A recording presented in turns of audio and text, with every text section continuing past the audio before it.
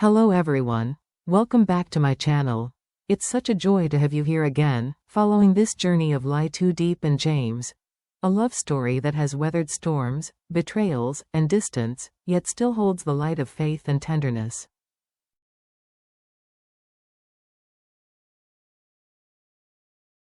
In today's episode, we'll step into another chapter of their lives. One filled with quiet mornings, distant worries, and the kind of courage that only love can awaken.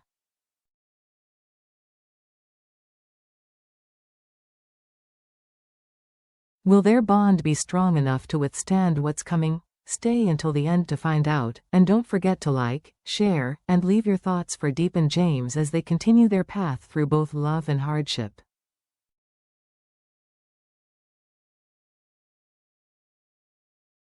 A peaceful morning unfolded on the little farm. The first rays of sunlight slipped gently through the branches of the grapefruit trees, laying golden stripes across the porch.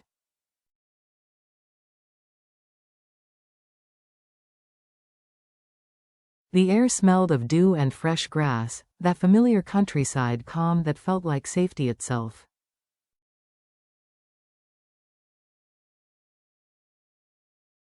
Inside, Diep tied her hair into a loose bun, the strands catching the light as she carried a steaming bowl of noodles to the table.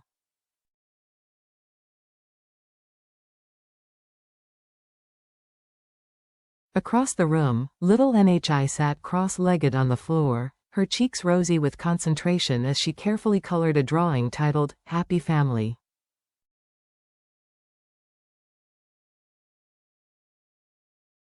"Look, Miss Diep, I made Uncle James wear a blue shirt today," she chirped proudly.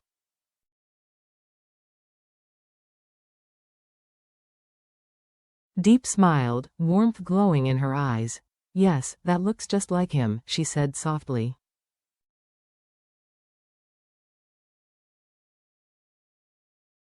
"He does love blue." Then the little girl looked up, curiosity in her voice. "Miss Diep, why didn't Uncle James come to play with me today?"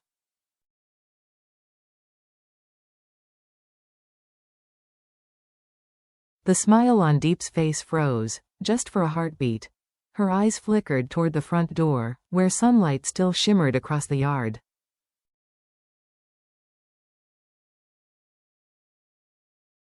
"He's probably busy with work, sweetheart," she said gently. "Let me give him a call."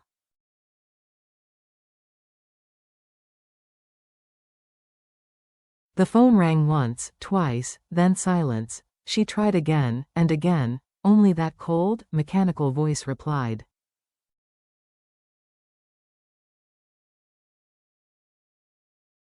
"The number you have dialed is currently unreachable." Diep stood still. A faint shadow passed through her calm expression.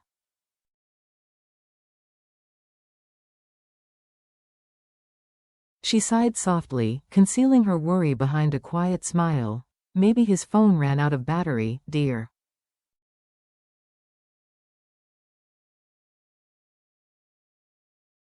"I'll try again later." The little girl nodded and returned to her drawing, while Diep went back to the kitchen.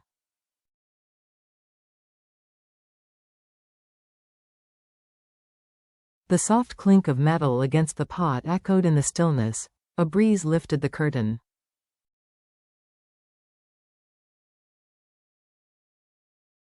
And somewhere in that tender silence, a subtle sense of unease began to grow. By afternoon, the sun poured golden light over the fields.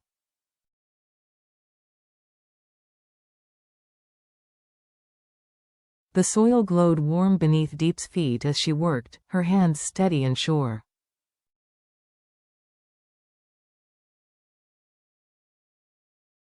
A gentle wind carried the scent of damp earth mixed with grapefruit blossoms.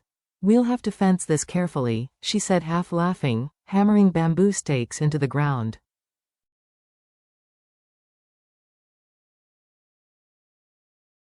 "Otherwise, the chickens will ruin it again." Her conical hat tilted slightly as a drop of sweat rolled down her cheek.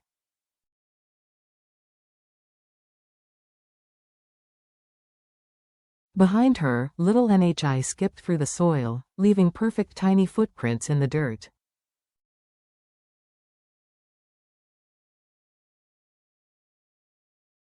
Miss Diep, let me help. I'm really good at planting. Diep turned, laughter lighting her face.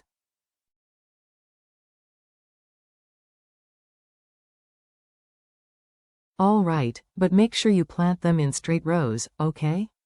Otherwise, when they grow crooked, Uncle James will tease us again.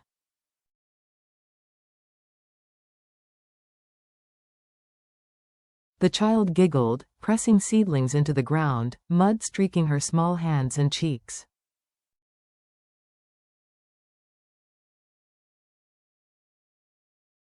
Their laughter mingled with the song of sparrows perched on the fence, simple, unhurried joy.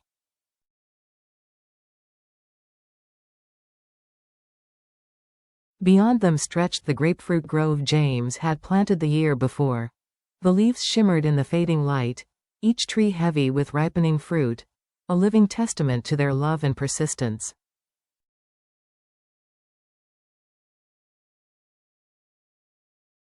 Diep paused, leaning on her shovel, squinting toward the far hill.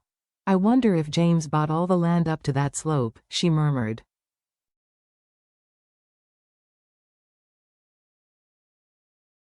NHI didn't answer, lost in her play. Diep pulled out her phone again, once. Twice. The same cold voice. The number you have dialed is currently unreachable.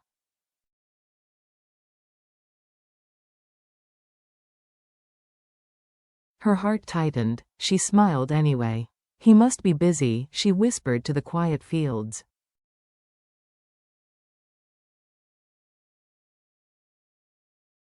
As the light dimmed, shadows stretched long across the soil, and somewhere between the breeze and the rustling leaves, an invisible worry began to settle deep inside her.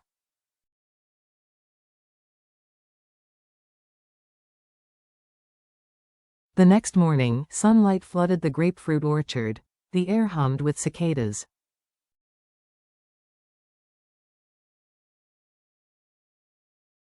Diep and NHI worked side by side, their laughter floating through the leaves. Be careful, sweetheart, not under the big trees. Diep warned, twisting the long fruit pole just right so a golden grapefruit dropped softly into her hand.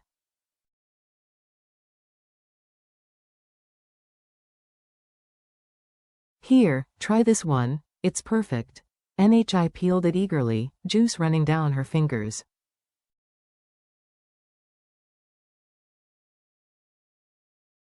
Miss Diep, it's sweeter than candy, Diep chuckled, wiping the child's face with a handkerchief.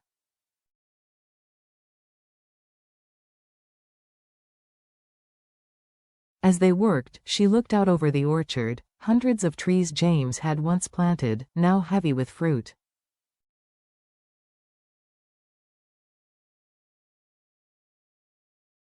Every leaf seemed to whisper his name. When the baskets were full, they loaded the cart and headed for the village market.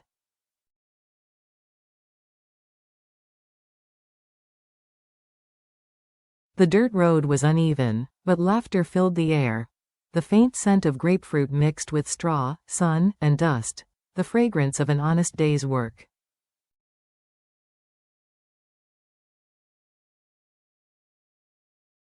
At the market, Diep arranged the fruits neatly under an old awning. Sweet grapefruits here. Only 15,000 each, fragrant and juicy.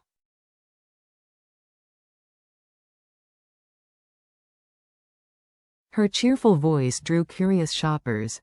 These are real country grapefruits, juicy, not bitter at all, a woman exclaimed.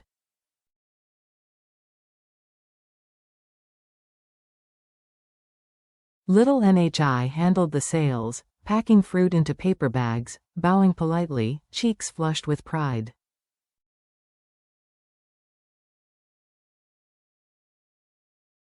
Thank you, miss. Hope you enjoy it. An elderly woman passing by smiled fondly. What a sweet child.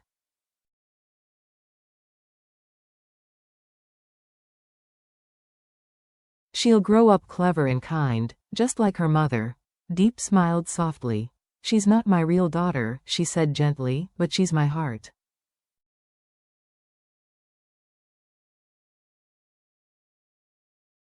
The woman nodded, walking away with quiet grace.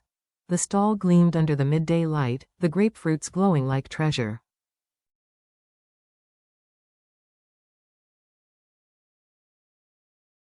Yet amid the chatter and laughter, Diep's eyes drifted toward the distant road, the one leading to the city.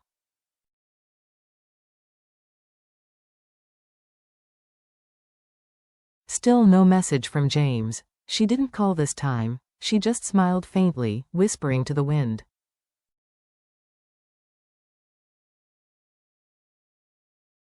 James, have you eaten yet? By late afternoon, they pushed the empty cart home. Only a few fruits rolled softly inside, squeaking in rhythm with the wheels.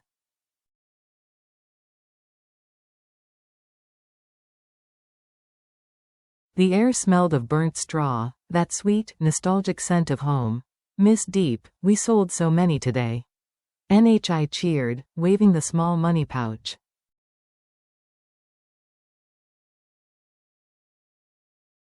Diep smiled, pride shining in her tired eyes. Yes, it's all thanks to you, sweetheart.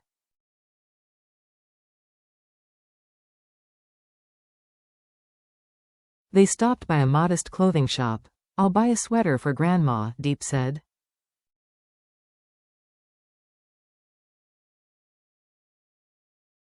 Winter's coming soon, her joints ache when it's cold. NHI darted through the racks, inspecting sweaters like a tiny stylist.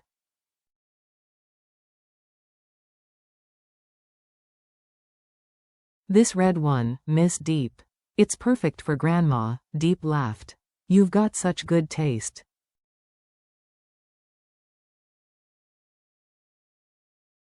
At the counter, she noticed a pink dress, simple, soft, and lovely. How about this one for you? She asked gently.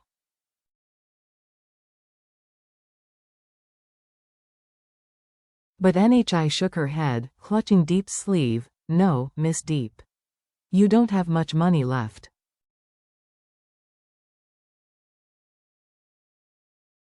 I only need one dress. The words hit harder than she expected. Diep knelt down, pulling the girl into her arms.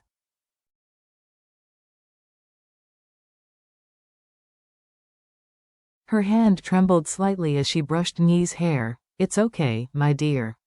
One day, I'll buy you all the pretty clothes you want.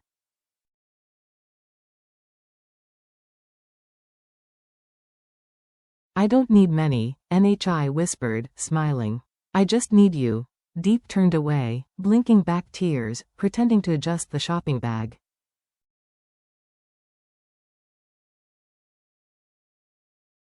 Outside, temple bells echoed through the dusk, calm, ancient, and comforting. They walked home under the crimson sky, their shadows long on the dusty road.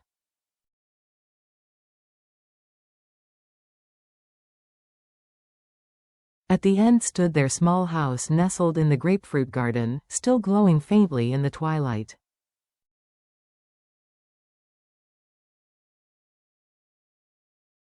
Inside, the warmth of waiting lingered. Far away, a car stopped at the edge of a forest road.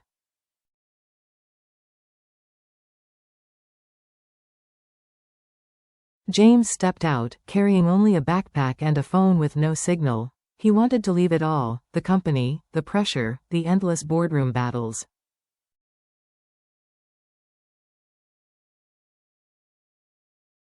Ahead stretched rolling hills, a narrow stream winding through the valley, the air alive with the scent of wild grass.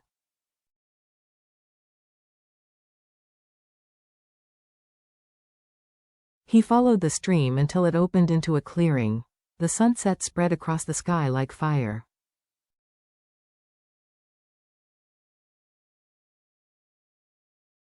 James sat on a rock, watching his reflection tremble in the water. A weary man with eyes that once held ambition, now filled with quiet sorrow.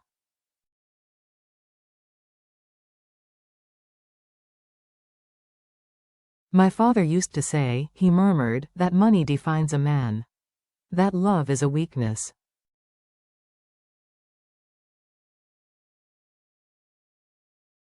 He gave a small, bitter smile. But Diep, she showed me what happiness really means.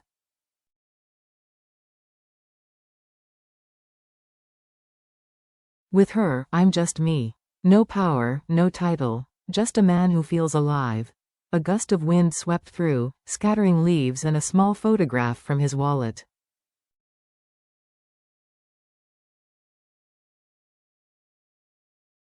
He caught it, a faded picture of Diep, NHI, and himself in the orchard. His thumb brushed the edge.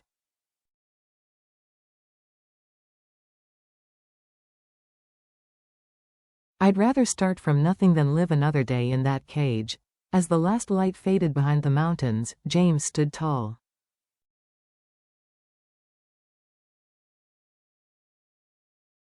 The wind howled through the valley, but his voice was steady. I'll protect them. Whatever it takes.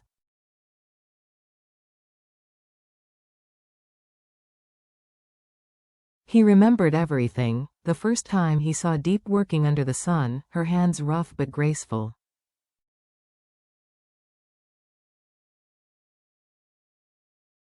The day she fainted from exhaustion, and how he carried her down the hill, praying she would live.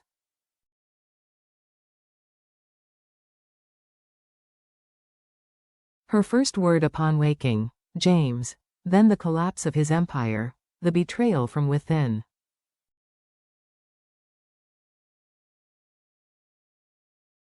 The loss of everything he once thought mattered.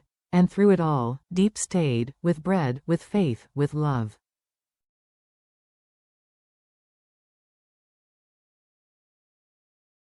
You can earn money again, she told him. But don't lose yourself. He remembered when she fell ill, how he nursed her for days, whispering, please get better.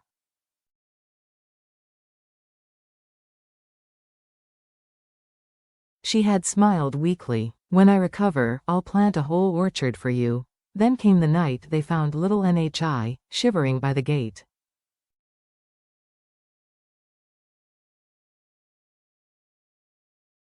She needs a home, Diep had said softly.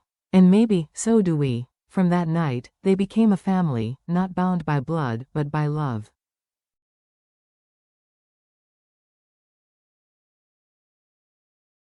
Their laughter by the grapefruit trees was worth more than every deal James had ever signed.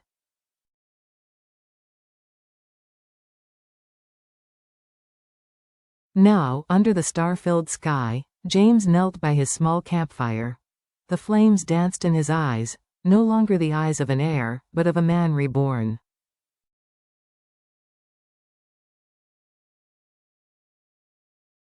Diep, he whispered, holding the photo close, you're the most beautiful part of my life.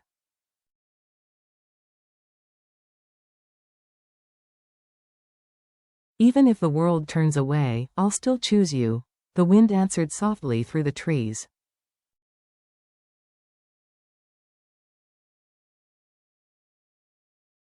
Tomorrow, he would return. No more running. No more silence. Only truth, love, and the courage to protect what truly mattered.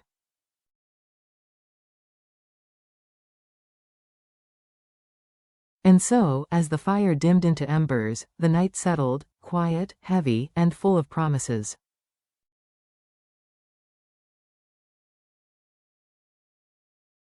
What awaits James when he returns? Will he reclaim his place, or lose everything to the darkness gathering around his father's empire?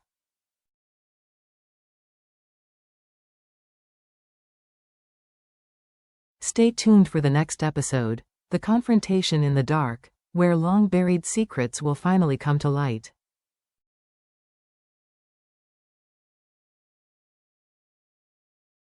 And before you go, don't forget to like, share, and leave your thoughts for Diep and James in the comments.